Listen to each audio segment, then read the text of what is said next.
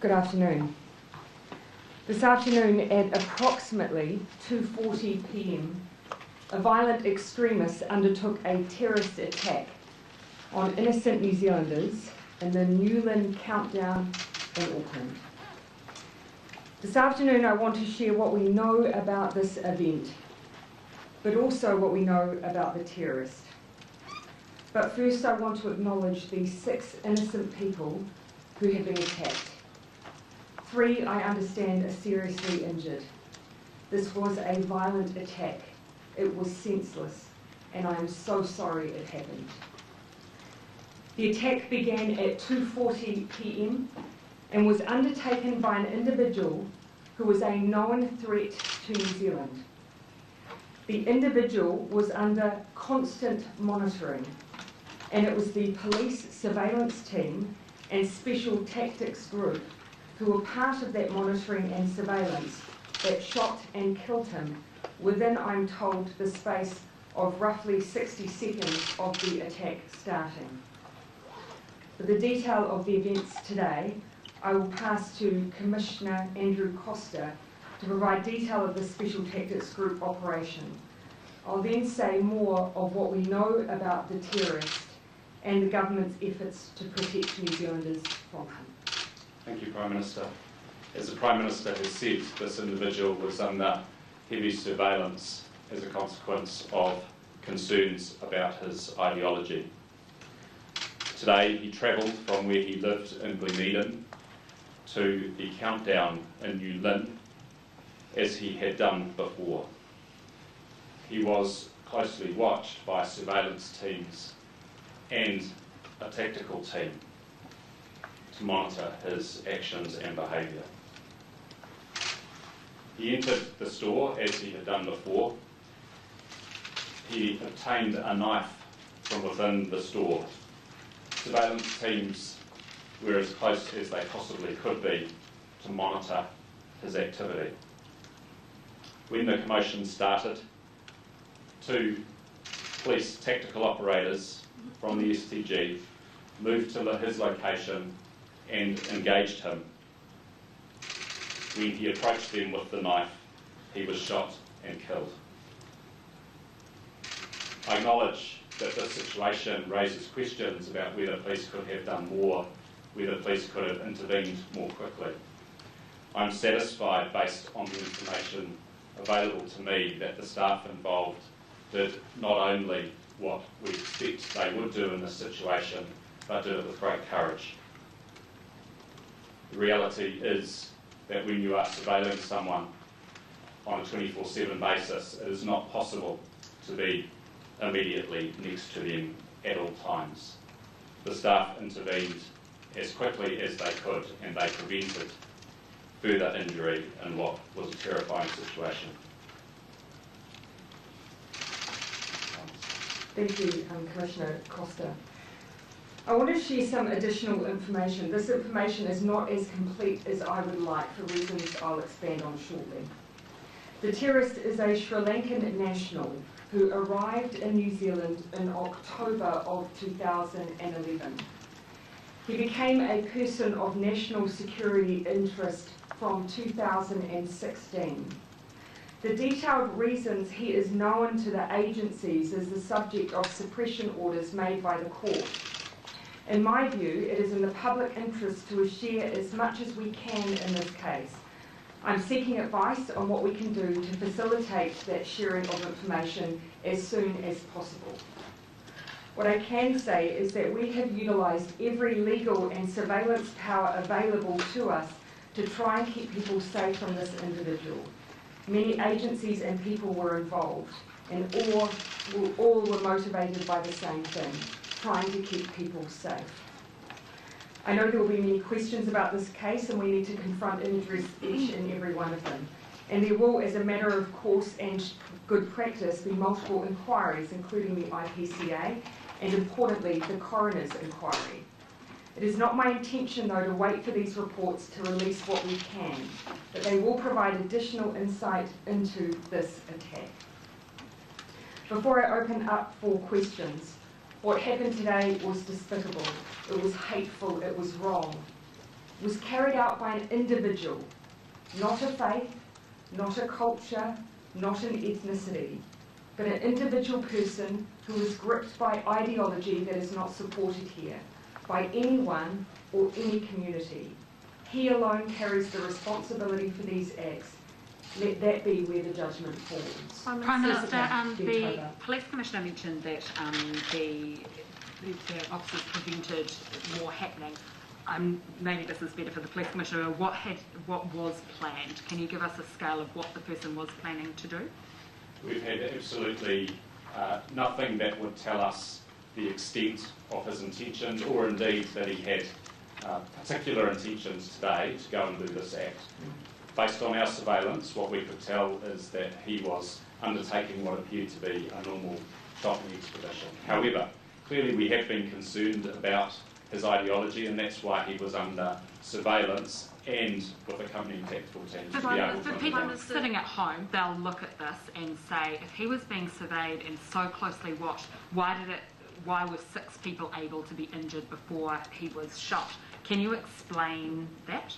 This individual is very surveillance conscious, and surveillance teams working with an offender over an extended period of weeks need to maintain sufficient distance for that surveillance to be effective. So they were as close as they possibly could be without compromising the surveillance. So this is someone that has been closely monitored, and so as the Commissioner has said, there was nothing that we're aware of at this point in time to indicate that what he was going to do today was going to happen today. But obviously, because he was being closely followed and watched, they were there at the vicinity in the supermarket at the time that this occurred. Prime Minister, sources just told us that he was recently released from jail. Can you confirm that? And Commissioner, just following on from Jess's question, if this man was on a terror watch list, why was he allowed in the community? I had prepared a timeline of everything that we know of this individual and his interaction with our agencies and the law. I've been advised that because of suppression orders I can't share that with you today, but I do undertake to go away and find a way that I can share that with you. I think it's in everyone's best interest that I'm able to do so. I just can't do it right now. Do suppression orders apply to the deceased though? Unfortunately, when they're issued by the courts, it's the court's order. Okay. So as I've said, I prepared a timeline for you that I wanted to share, and I intend to share with you. I just unfortunately need to go through a process before I can. Commissioner, following that question, why was someone who was on a terror watch list allowed in the community? I'm confident that we have done absolutely everything we can within the bounds of the law and operationally to ensure that we could prevent what occurred with this individual, but there was nothing to prevent him being in the community, and we were doing absolutely everything possible to monitor him, and indeed the fact that we were able to intervene so quickly in roughly 60 seconds shows just how closely we were watching. We were in the position to do so. You'll see at every point, every attempt we've made to use the law to the greatest extent we could. The fact that he was in the community will be an illustration of the fact that we haven't succeeded in using the law to the extent we would have liked.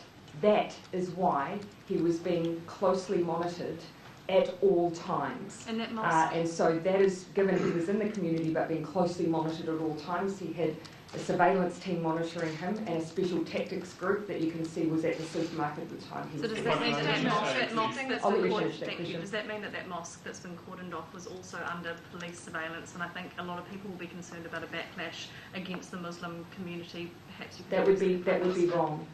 That would be absolutely wrong. The community here has been nothing but helpful and supportive. It would be wrong to direct any frustration at anyone beyond this individual. That is who is culpable, that is who is responsible, no one else. Completely Jane. accepting the suppression orders, Yeah. what can you tell us about the motivations or the ideology? Violent ideology and ISIS inspired. And you're confident he was a lone wolf actor? Yes. You're not looking for anyone else in relation to this? No. Prime Minister, can you please go over what you said when you said we're not using the law as much as I would have liked to in this case? What measures would have you liked to see put in place? No. So we've utilised the law as to the full extent we've been able to, I think was the point that I was trying to make. And he was obviously in the community, and as additional protection, we had that surveillance team who was also monitoring him as well. Were policemen know? So this man, was he an ISIS sympathiser? Well, he obviously was a supporter of ISIS ideology. So however you choose to describe it. Are there many other people like this in the community? I mean, how many people are there like that? I consider this is an individual who was known to multiple agencies. A range of efforts were undertaken around this particular individual. There are very few I would classify in this way. Do you have any indication? Yes, I was personally aware of him. Yes, I was. Prior to this. Yes, I was. Do you have any indication? Can we just clarify? You said that the officers were in the supermarket at the time that the man began his actions against the attack? They were as close as they could be. Does that mean they were inside the supermarket? They were able to hear when the commotion started, so they were very close by. Is there any issues with the footage? Jessica, then I'll come back to Jane. Is there any issue with the footage that's being circulated at the moment in relation to them, if they were part of that team? Like, are there any compromised or anything like that? We would ask media to be responsible about what is published now to protect the identity of our people, but I'm not saying that any of the people in the video are or aren't. And were any of the people injured? Were they police officers? No, the people injured are believed to be shoppers. I'll come to Jane, then back to Tova, and then into the front. Do you have any indication of how long it might take to get those suppression orders lifted? I'll need to seek a little bit of advice on that. I also want to check whether or not, how far they extend. As I say, my view is that it's in everyone's best interest to put out all of the information that we have available to us, and all of our knowledge of this individual and his history here, given that you'll see that he's been known to us since 2016. This man, it's fair to say he's been in the courts in the last year, though. Is that right? I mean, I won't, if you'll forgive me, if you just give me the time to go through the process in order to give you a full history rather than jumping into speculation around timeline. Do you regret not bringing forward proposed counter-terrorism law changes now? If you had terrorism control orders in the community, could that have assisted? It's purely speculative to say whether or not any difference in our law, or indeed any of the law changes we're pursuing now, would have made a difference in this case. In a sense, but the Royal Commission of Inquiry said that there was a clear gap in dealing with people who were of concern. And we'd already been progressing that. That law change is coming back from Select Committee, due to be back in the House. So that was underway, but it would be really speculative of us to make an assumption here that what happened today would have necessarily been prevented by a law change that we're currently progressing. Again, I'll highlight that of all of the tools that we have, constant monitoring and surveillance is one of the, outside of someone being in prison, is one of the strongest that we have, and that is what was attached to this individual. Prime Minister, just for our public on what you've talked about before, that many still will be asking how many are out there with these known threats in the community. Yeah, let me give that assurance. While of course you'll know that the general practice of course is not for us to get into that level of detail, I can tell you that, that there are not many who fall into this category. This was someone who was known to our national security agencies and was of concern, and therefore was being monitored constantly. There are very few who fall into this category, and I can give you that assurance. Prime Minister, is it correct to say? Service internet attack today in this attack? No. Is that less than 10? Oh, but very, very few.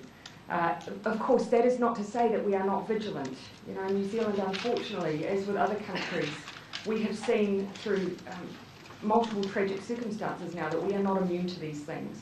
But having said that, individuals like this are not widespread in New Zealand. Just for the public asking though, is that several people?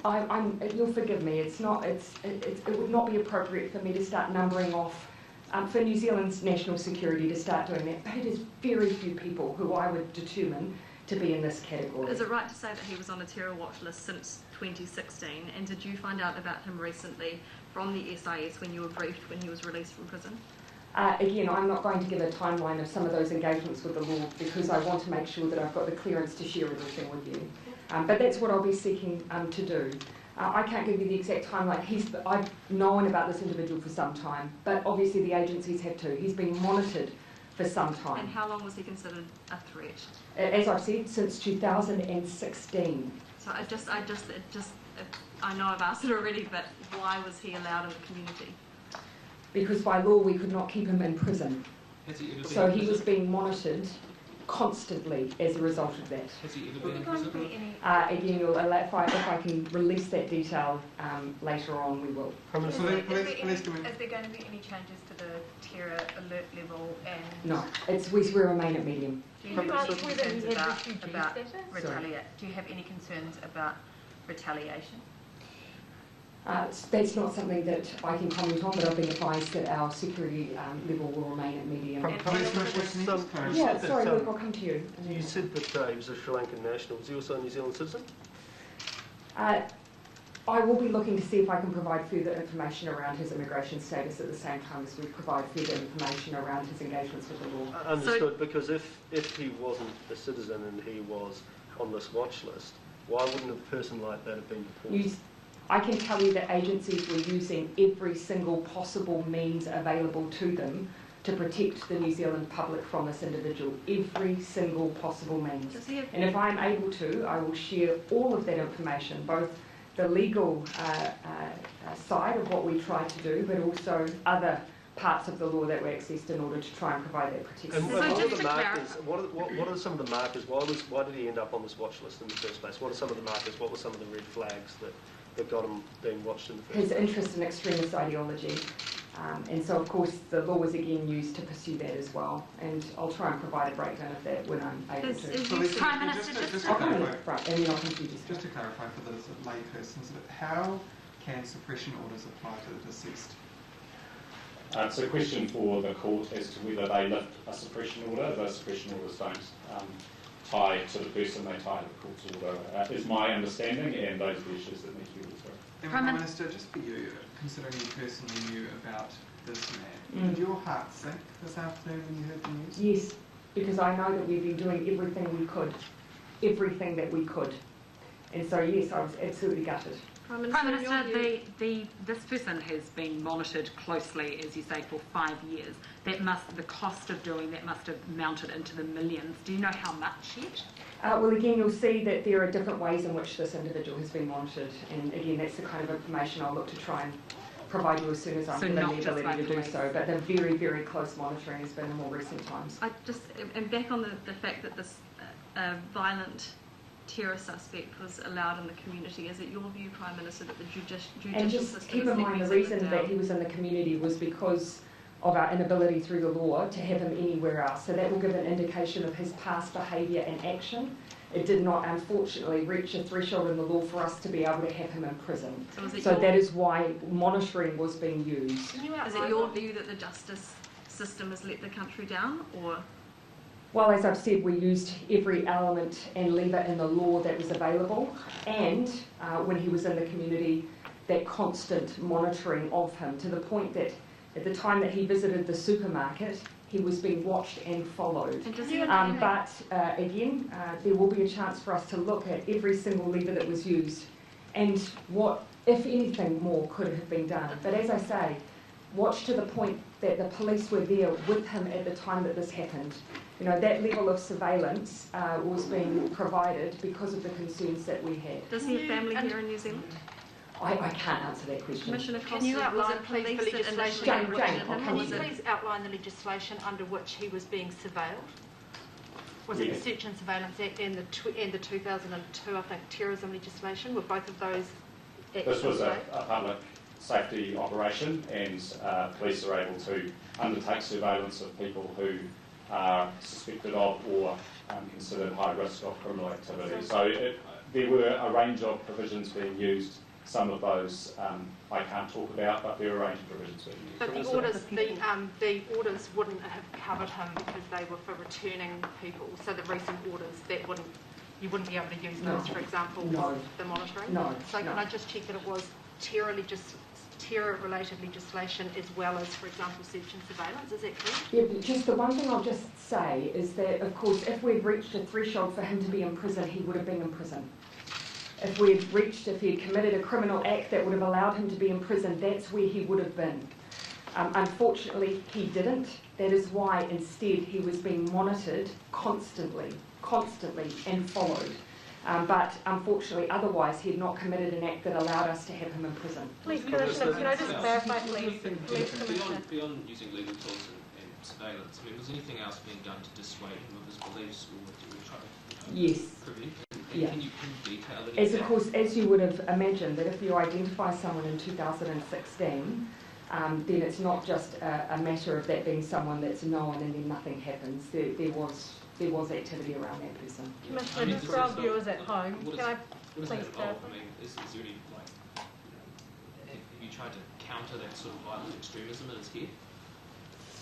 That will become apparent in the fullness of time. It's hard to describe individual aspects of this without looking at the full timeline, and those are the things that we really need to be able to release once that's legally complete. How many times have you shot my beliefs? I will start trying to wrap in a moment because I know many of you have to file, but Thomas.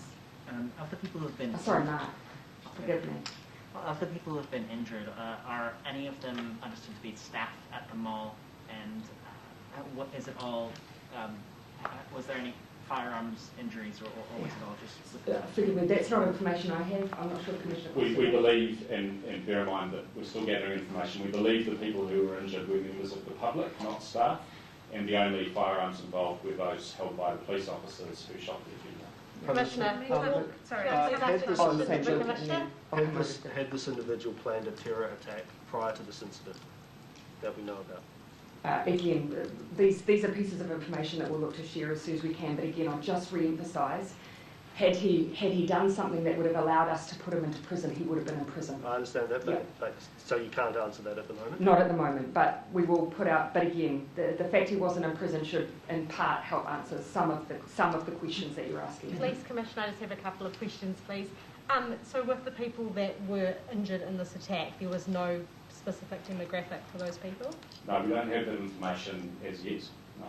Do we have all ages? Were they only adults, or did it involve any children? I'm not aware that any children were involved, but that information will be released as soon as we have it. It's very important to say in this case that nothing that has occurred today gives us reason to believe there's any further threat or risk to the public as a result of this situation. It was a lone actor. We have dealt with that person. We know from our extensive monitoring that he was acting alone, and so people do not need to feel concerned beyond the immediate event, which in itself is incredibly shocking. Can I just get total clarity as well? Every time this individual left the home, police were watching him from a distance? Yes, we have been actively watching his movements for some time. How many times was he shot by police, Commissioner? I know that 2 officers were involved in shooting him. I don't know how many shots were fired as yet. Ben. Prime Minister, do you think this will lead to calls for Australian-style deportation laws on character?